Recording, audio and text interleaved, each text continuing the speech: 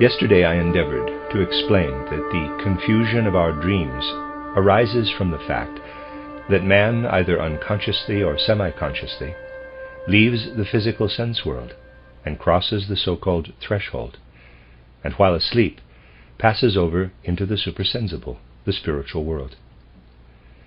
On entering this, he is confronted with three worlds: the memory of the ordinary physical world, the soul world, and the actual spiritual world.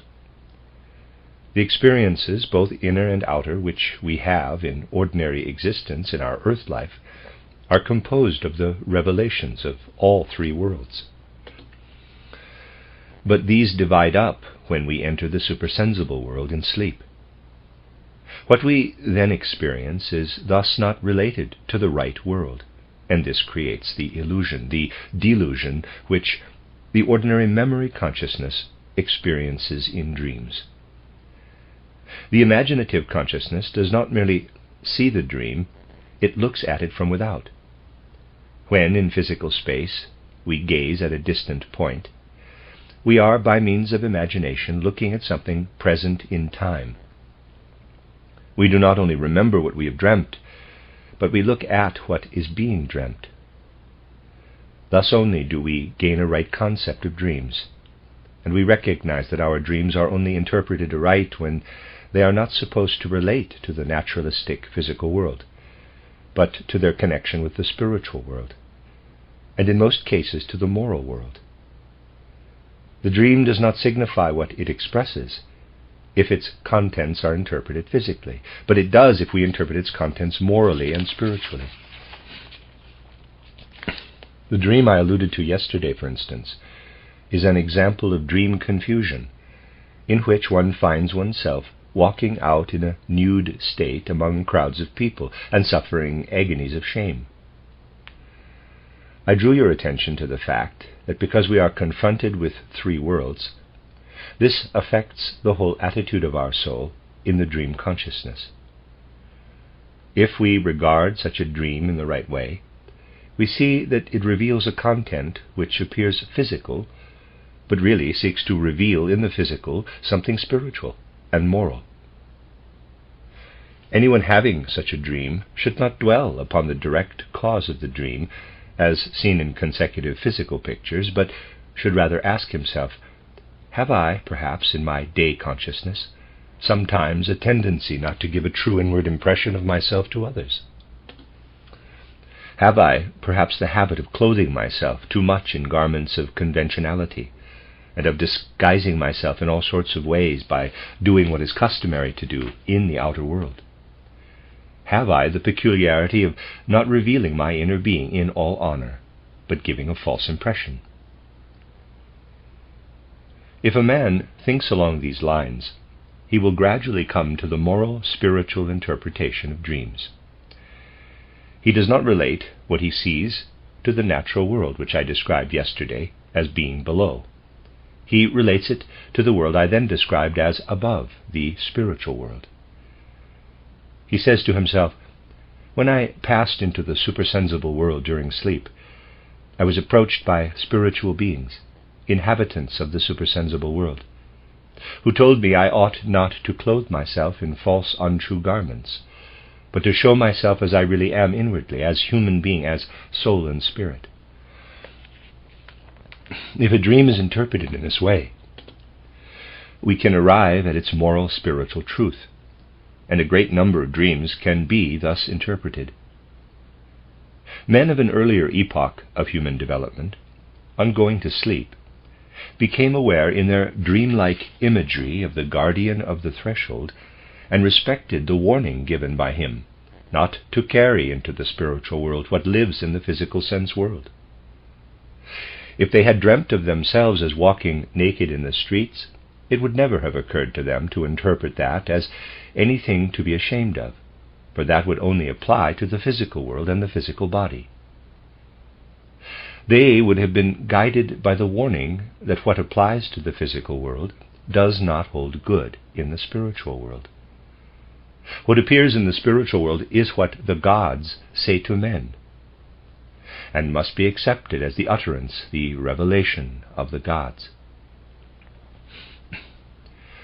The naturalistic interpretation of dreams only came about in the course of the evolution of humanity. Or, let us take another case, that of a dream which very frequently occurs. A man dreams he goes along a certain path and comes to a wood. After a little time he notices he has lost his way and can proceed no further. He tries to press on, but reaches a place where the path comes to an end, and there is nothing but trees. He feels a certain inner disquietude. Now, in his ordinary consciousness, he would very likely simply interpret this dream according to its content. But if it were interpreted in oblivion of its natural connections, the spiritual world would disclose the fact that the sense of being lost, in reality, refers to the man's own thoughts.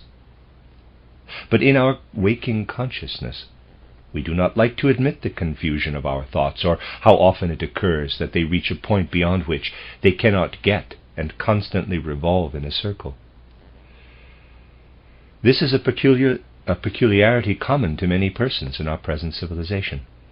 They believe they think clearly, but dance around in a circle with their thoughts, either around something conventional and external, round the actions they construct in their thought, or something else. Of course, in his ordinary consciousness, man is not really able to be aware of this. The dream presents in consecutive physical images a revelation of what he really is in this respect. Spiritual beings reveal it in the dream. If a man has a dream experience of that nature and takes it in the right way, his knowledge of self will be greatly augmented. Many people also have the following peculiarity. They give way to what appeals to their instincts and desires. It is sympathetic to them to do certain things, but they do not admit that it is agreeable to their dreams, to their feeling, and their sense of comfort. They find something or other which appeals to them as agreeable and pleasant, and in their ordinary consciousness they interpret this as something which they must do for anthroposophical, occult, or esoteric reasons, that it comprises a high mission, and so on. Much that thus surges and holds sway in the depths of the human animal life is concealed by such self-justification that very frequently happens in life. I think I'll read that last line again if I missed it. Much that thus surges and holds sway in the depths of the human animal life is concealed by such self-justification that very frequently happens in life. The dream, which selects its sense images in the higher worlds for the purpose of revealing what has sway over a man, even in his soul and spirit nature, may take the form of the dreamer being pursued by wild beasts from which he tries in vain to escape. We cannot reach the right psychic moral interpretation of such a dream by considering its physical content, but by regarding it as self-knowledge, as a warning to investigate the inner truths of our own being, and consider whether they do not resemble the animal instincts, though perhaps but faintly, rather than what we like to conjure up as our ideals. Thus, in many different ways, our dreams may serve as warnings to awaken us from illusion. If rightly interpreted and not related to the lower but to the higher world, our dreams may really serve as admonishers in human life. It will then be seen that man really can, by means of conscious imagination, realize that his dreams, which of course, even to imaginative cognition, show themselves at first in sensely imagery, become entirely transformed into moral, spiritual occurrences. So we see that dreams are able to lead even the ordinary consciousness into the spiritual world, but they must be interpreted aright. I have already said that when we raise ourselves into the spiritual world through imagination, we are no longer in the same disposition of soul as here in our physical earthly existence, in which, for example, I stand here and the table there is outside me. There is here a physical division between myself and the table. But the moment I ascend into the spiritual worlds, that division no longer exists. It is then no longer a case of my standing here and the table there, for my whole being would extend over the table, which would absorb me into itself. In the spiritual world, we immerse ourselves in the things we perceive. Thus, what we experience in our dreams, or experience consciously in imaginations, must not simply be related to our inner being. But when we speak of what lives and weaves in dreams, we can say with the poet, in the sense of spiritual science, quote, "The world is but the fabric of a dream." Close quote. The world is not composed of atomic activity, as science believes, but of what I have described as the Greek chaos, the weavings of our dreams, our weavings in conscious imagination.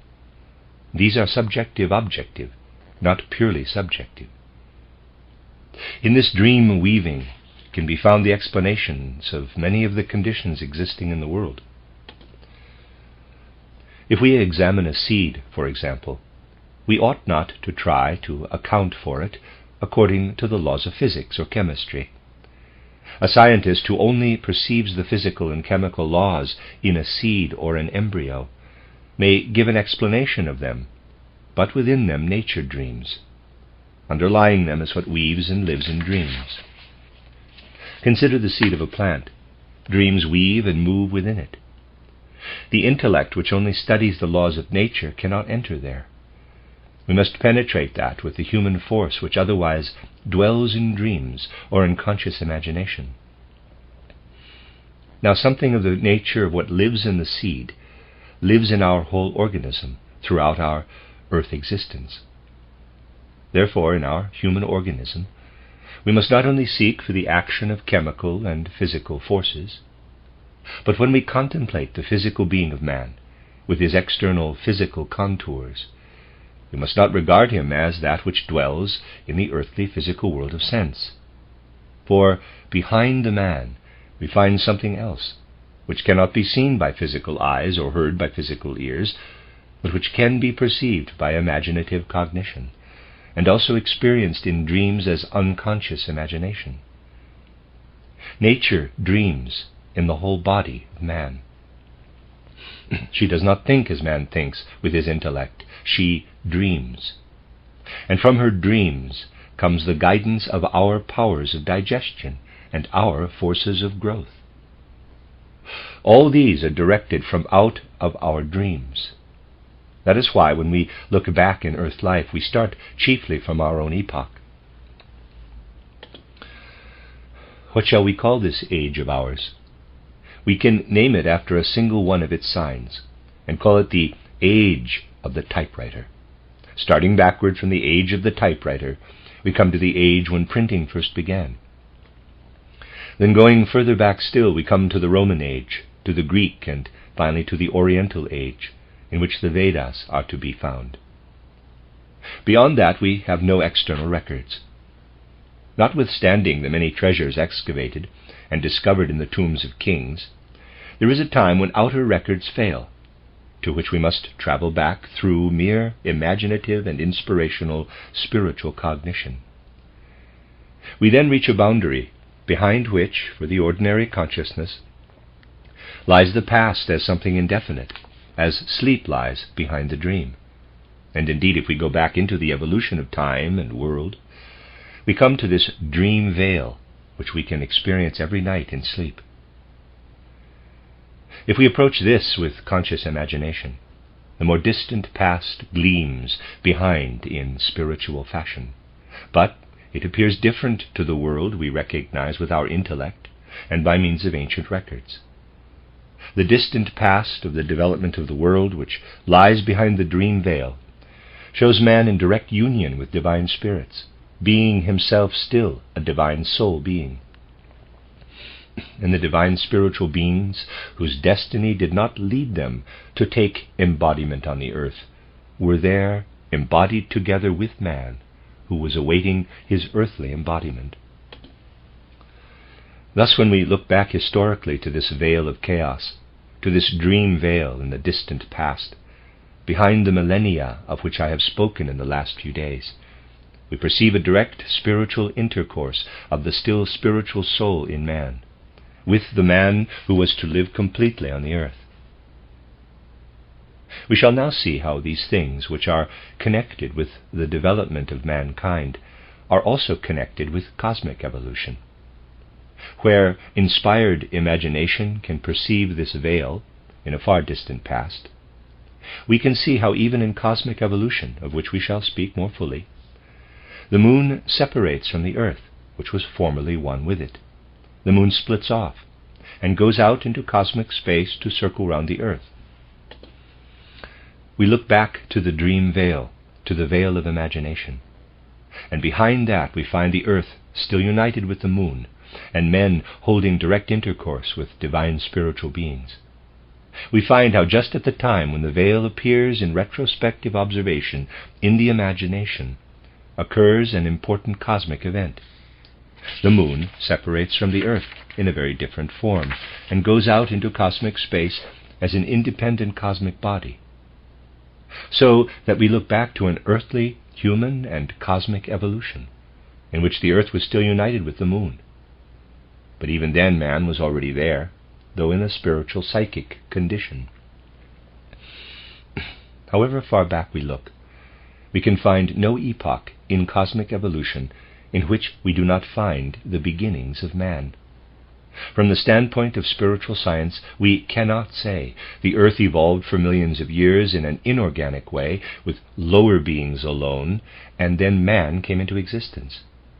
For no matter how far back we investigate, we still find man, in other forms of which we have still to speak, always connected with that cosmic evolution to which we can ascend, which lies beyond the chaos veil of dreams, beyond the veil of conscious imagination, and which appears as the divine spirituality of the cosmos. If, as I have just said, we look at a germ or an embryo, imaginative cognition discerns therein a sort of weaving dream existence. We see that something real in itself, but resembling dream pictures, rules the substance in the germ or embryo. Anyone able to perceive the spiritual part of the world will find the spiritual everywhere, though in manifold forms, for the spiritual is particularly subject to the greatest variety of transformations. When we have thoroughly grasped the fact that a world of dreaming and weaving is the ruling element in the germ of a plant and the embryo of an animal, we are quite justified in asking what takes place in the apparently lifeless mineral world.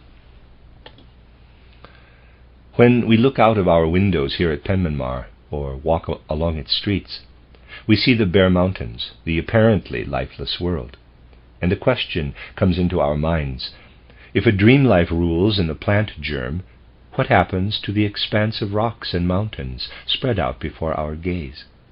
What happens to all the lifeless matter which composes the ground on which our feet tread in the physical world?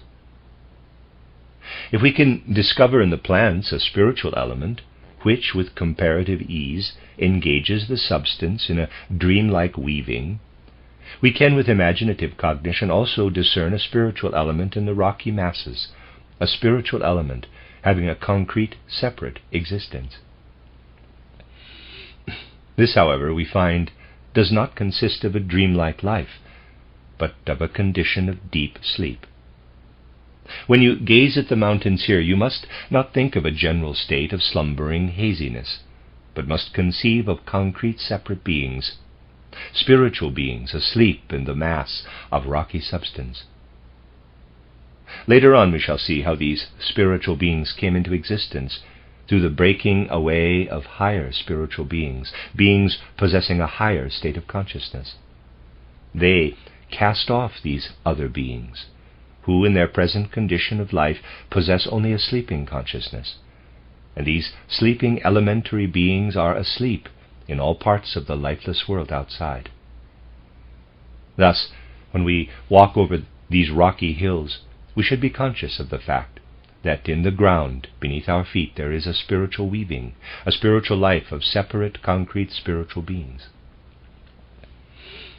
If we follow the sleep of the spiritually weaving forms in the lifeless world, we become aware that there is a certain mood in this sleep of the elemental beings. imagination discloses the fact that a certain mood prevails in them. We recognize in the mood of these elemental beings of the mountains and rocks and the ground on which we tread something akin to what we feel when we are in an attitude of expectation, of really waiting for something. Thus the weaving and living of such soul and spirit, going on in the apparently lifeless rocky masses, is permeated by an attitude of expectant waiting.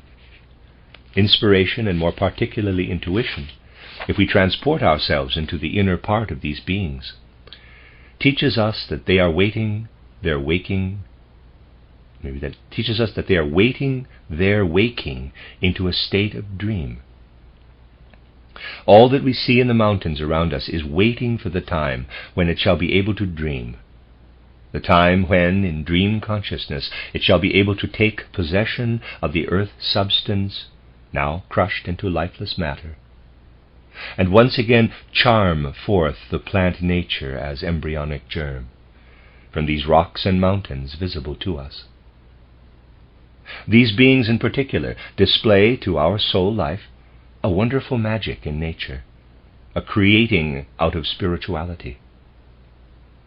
Thus our walks abroad among the rocks or across such mountains as these, if guided by true cognition and not by a mere imagery, may reveal to us, in the physical light reflected from the rocks, a manifestation of sleeping elemental nature beings, who will presently reach the dreaming stage, and later arouse to full waking life, and someday become pure spiritual beings. The physical substance of the plants is still of such a nature that the spiritual dream weaving is able to penetrate it. This substance is in course of crumbling away. When we look back through imagination and inspiration, we see that all lifeless matter has arisen from living substance. Let us note this, but for the very reason that it is lifeless, the spiritual sleep is intermingled with it, and remains therein until it is able to awake to the dream state and lead a cosmic embryonic life. The different parts of the earth, the different localities, show each in a different way this sleeping of these spiritual beings, in the mountains and in the solid surface of the earth. In regions such as this, for instance, we can say that the sleep of the beings awaiting their future is different from that of those in various other parts of the world. Here in Penmanmar we have a region where, on account of the particular configuration, the particular form assumed by the strong substance, these sleeping beings are able to penetrate through to the forms of the air. Indeed, they can even weave themselves into the light, which is far from being the case in other parts of the earth. Thus, if we do not merely take the material atmosphere into consideration here in Penmanmar, but also consider the ruling of the psychic atmosphere, which permeates the air as the human soul, the human body, we find the soul part of the atmosphere different here from what it is elsewhere. I will elucidate this by means of an example. Suppose you try, by means of imaginative cognition, to set up an imagination and keep it before you. It may be more or less easy, according to the region you may be in, to hold it in your consciousness. In some parts of the world it can be held longer, in others it melts away at once. Here, however, the imagination remains intact for a remarkably long time. It can therefore grow into an intensely vivid picture. The Druids and people of like nature sought out regions such as this for their temples and holy places, regions possessing the quality that there the imaginations are not immediately dispersed like clouds dissolving one into another, but remain steady for some time. It is therefore quite comprehensible that regions such as Penmanmar were sought out as holy places by the Druids, even in comparatively recent times. They always realized that it was not so difficult here to hold the imaginations. Of course, everything has its light and shadow side, and for the very reason that the imaginations stand so firmly, inspiration is more difficult to attain. But when attained, it is the more forceful. Therefore, what is to be said out of the spiritual world pours in here with greater intensity, but is more difficult to put into words. It is weightier.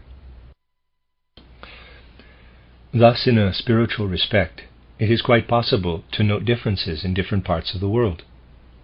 One might take a map and paint in one color those places in which unimaginative consciousness can more easily hold the imaginations firmly, and those in which they soon disappear might be painted a different color. That would make a very interesting map of the earth. We should have to paint Penmanmar a very intense color to represent what governs the psychic atmosphere, a radiant, luminous, ardent color. I really believe that the persons taking part in this conference may be able to feel something of what I might call an esoteric mood of an elemental origin. It comes in through the windows. We encounter it along the roads. It is present here in a very different way from what we find elsewhere. For that reason, I am immensely grateful to those friends who selected this from among the many places where such a course as this might have been held.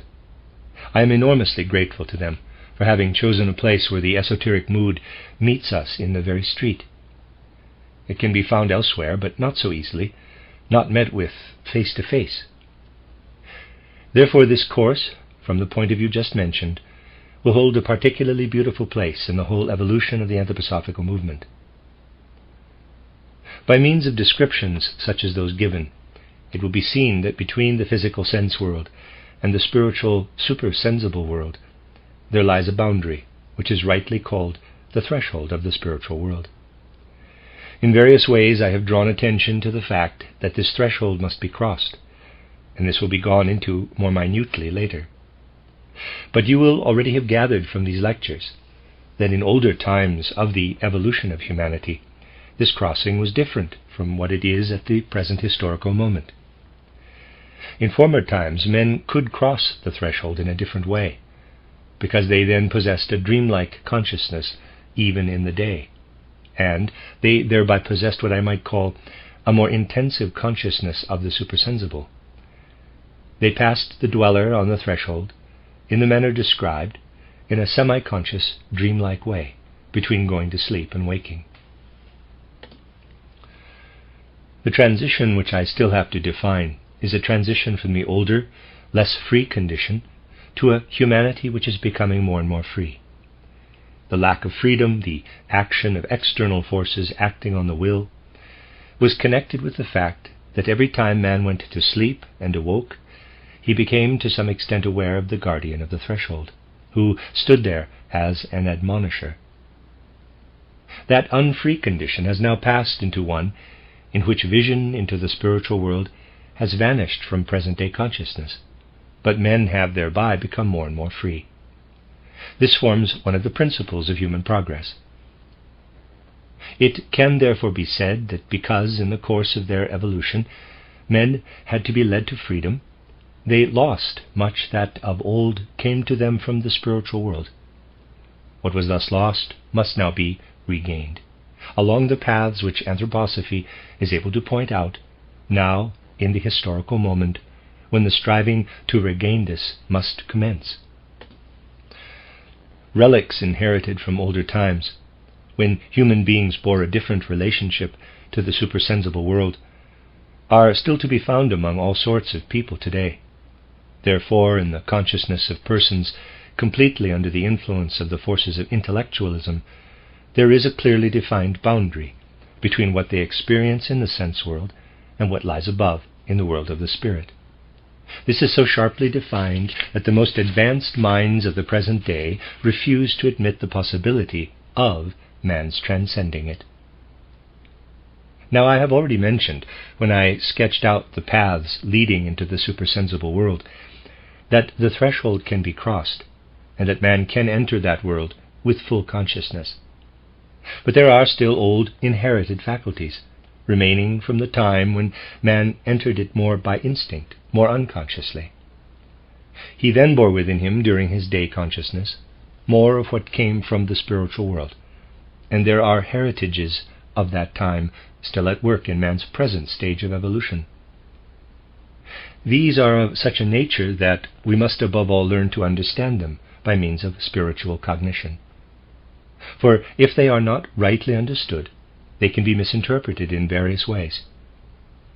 In this respect, error may prove very dangerous. I must therefore take the opportunity offered by these lectures, which are intended to deal with the evolution of the world and of humanity, of discussing this question connected with the threshold, in which that which of course was natural to an older humanity still prevails at the present day. Let me read this sentence again.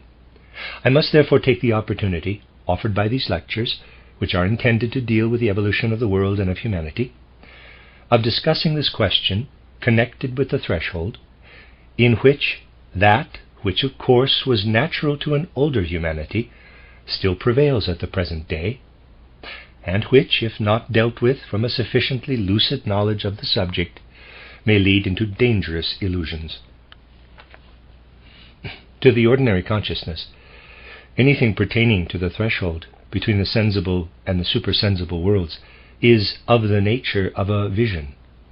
In these visions, as in a kind of hallucination, which can, however, be more or less controlled, may appear pictures of a definite form, colored and even audible. These at first present themselves to the consciousness as not corresponding to anything external. Their real content may not be of such a nature, but external things bear no resemblance to what is seen in such an inner vision. All the impressions of our daily life are caused by external objects, of which we bear an image, however shadowy, within us. And man is fully conscious of the connection between the shadowy picture concepts within him and the outside world. The vision at first appears independent. It gives the impression of having reality of its own. Man is then, owing to the condition of the soul, unable to form a true opinion of the reality or value of the picture that thus presents itself, without any action on his part. At the point we have now reached in these lectures, the first question that arises is, what is the cause of visions?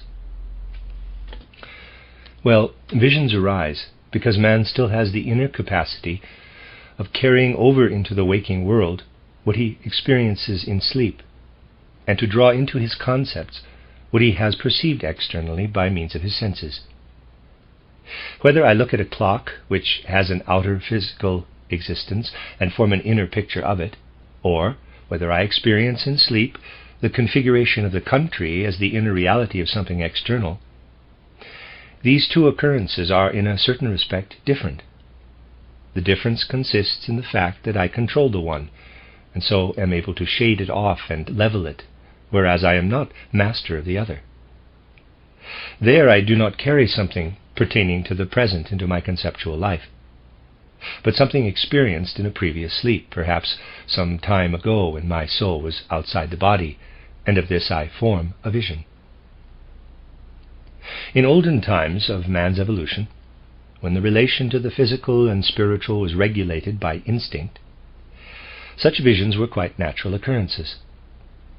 In the course of the progress of humanity, they have become what they now are, quite uncontrolled and illusionary. It must be clearly understood that when the man of today goes into the spiritual world in sleep, and there experiences something, and returns on waking into the physical world, he does not hear the warning voice of the guardian saying, quote, "You must take note of all you experience in the spiritual world, and carry it back with you into the physical world," close quote. If we could do this, we should know the real content of the vision. But if it appears without such knowledge, without our knowing how it has been carried over, and what it was we brought, we have nothing to help us, and are entangled in illusion as regards the illusionary experience. It can therefore be said, visions arise as the result of man having carried the sleep experiences of which he is unconscious into his everyday life, which then forms them into concepts much more satisfying and richer in content than the ordinary shadowy ones. Man brings these over, and they become living, colored, audible visions.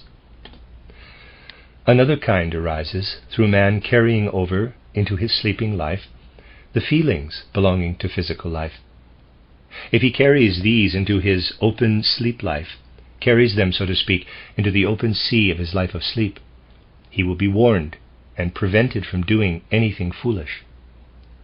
If the sleep be very light, as is more often the case in ordinary life than we suppose, for we often sleep a little while we are walking along, and we really ought to note these tiny periods of sleep, our everyday feelings are carried across the threshold. Then arise those shadowy feelings, which make us feel in a sense aware of something coming in the future, either connected with ourselves or someone else. Premonitions come about in the following way. If we carry our waking day experiences into our sleeping experiences, visions arise. But if we unconsciously, having disregarded the warning of the guardian, bring back across the threshold the experiences of sleep, premonitions arise in consequence of our being in a very light, unnoticed sleep, believing ourselves to be awake. But this lies so far below our consciousness that we are not aware of it. We are, of course, always in connection with the whole cosmos, and if we were to become aware of this, we should become aware of many things. If we carry over in periods of light sleep what we experienced here in the world of sense, then arise what are called premonitions. Now you see that through the old inherited powers, which are survivals of an older evolution, but which man can still experience, he stands below the threshold with his vision, and above with his premonitions. Or he may stand exactly on the threshold without being aware of the guardian of the threshold, and such moments may come to pass. And in these, man is, as it were, inwardly under a spell. This, however, is not a happy expression, for I do not mean that this in the usual sense, but only with reference to a peculiar state of the soul. If he thus stands at the threshold so that he still feels, in a sense, what pertains to the physical world, while already feeling what pertains to the supersensible world, he experiences what is very common in certain localities, deuteroscopia, or second sight. That is experienced on the threshold in a semi-conscious state. We may therefore say, the old heritages consist of phenomena which either appear in a lowered state of consciousness as visions on this side of the threshold, on the other side as premonitions, or at the threshold itself as second sight. I shall speak more fully on these three domains in tomorrow's lecture, and from thence will go on to speak of those worlds which are but dimly indicated through visions, premonitions, and second sight, but which, through a more modern cognition, must now be made completely clear to an enhanced consciousness.